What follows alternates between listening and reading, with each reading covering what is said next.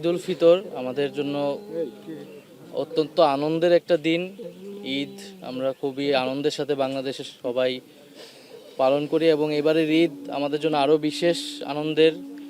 24-এর গণ অভ্যুত্থানের পরে আমরা দলমত নির্বিশেষে একটা ঐক্য এবং সহাবস্থানের মাধ্যমে যে ঈদ এবং আনন্দ বাংলাদেশে অনেক বছর পরে সেটার নজির স্থাপন হয়েছে। কিন্তু এই ঈদের মাঝেও আনন্দের মাঝেও আমাদের মধ্যে আসলে দুঃখ রয়েছে, কষ্ট রয়েছে। কারণ আমরা আমাদের গণ অভ্যুত্থানে আমাদের যেসব ভাই বোনদেরকে হারিয়েছি, তাদেরকে অনেকগুলা পরিবার আজকে দেশে আসলে তাদের পরিবারের সদস্য ছাড়া প্রথমবারের মতো ঈদ পালন করতেছে। তো সেই কষ্ট, সেই বেদনার ভাগ নিতেই মূলত আসা। আমরা আজকে জুরাইন কবরস্থানে এসেছি।